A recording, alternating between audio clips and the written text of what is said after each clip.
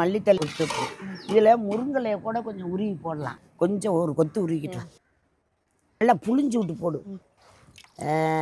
நல்லா அப்படியே அப்படித்தான் உதறணும். போடு சுற்றி போட்டு விட்டு அப்படியே நடுவில் போடுமா. போடு போடு சும்மா உள்ளே போட்டு அதை அப்படியே ஸ்பூனில் அரித்து எடுத்துக்கிட்டு சாப்பிடுங்க. இப்போ கொஞ்சம் நேரம் மூடி அவிச்சிட்டு இப்படி நீக்கி வச்சிடணும். அவ்வளவுதான். நான் கொஞ்சம் உப்பு குடிச்சு நானும் பார்க்கணுங்க.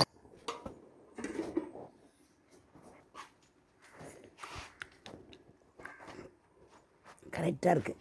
கையப்பிடி கையப்பிடி நாக்கில் வச்சு பாருங்க, நல்லாயிருக்கும். ஆமாம், உப்பு கரெக்டாக இருக்குது. சுற்றி விட்டேன். இப்படியே சட்டி அப்படி சுற்றி விடுங்க. இது செய்கிறதுக்கு 15 நிமிஷம் ஆச்சு. இதை இப்போ இறக்க போகிறோம். ரொம்ப நேரம் கொதிக்க விடாதீங்க, மீன் வந்து உடஞ்சி போயிடும். அதனால இறக்கி அது இந்த பாருங்கள், மஞ்சளாக நல்லா இருக்குது. அழகாக இந்த பாருங்கள், முருங்கை இலை இது இருக்குது. அப்புறம் இந்த மாதிரி ஸ்பூனில் வச்சு இப்படி அழகாக இப்படி எடுக்கணும். இந்த பாருங்கள், இப்படி எடுக்கணும். இரண்டியை போட்டியே உடஞ்சி போயிடும். மெதுவாக பிச்சு முள் இருக்குது இதில், பார்த்துட்டுங்க.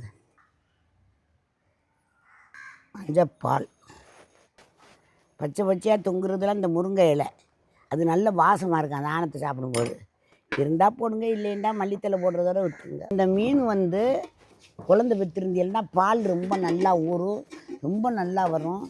அதை சாப்பிட்டுட்டு ரொம்ப அந்த பிள்ளையை ரொம்ப சாந்தமாக நல்லா தூங்குங்க. நல்லா இருக்கும்.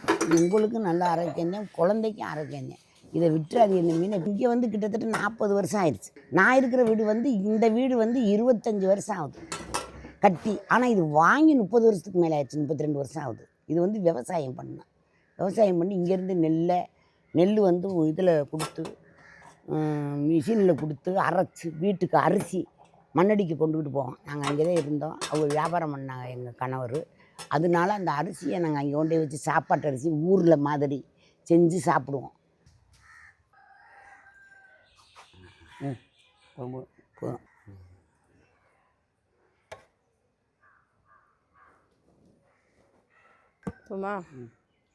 இந்த முருங்கை இலை ரொம்ப சூப்பராக இருக்கும். அதுக்காக நான் முதல்ல எடுத்து வாயில் வைக்கிறேன். பிஸ்மில்லாஹ் ரஹ்மான்.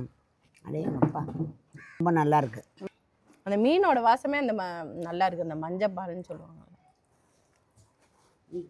வஞ்சர மீன் அது இதுங்கிறதுலாம் வந்து ஒரு மாதிரியாக பேசுவாங்க.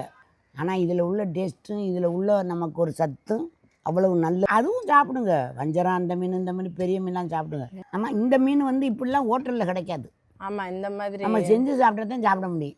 அப்படி இருப்பதுனால நீங்கள் வந்து வீட்டில் செஞ்சு சாப்பிடுங்க. அடுத்த வீடியோவில் நம்ம பார்க்கலாம். அஸ்ஸலாமு அலைக்கும்.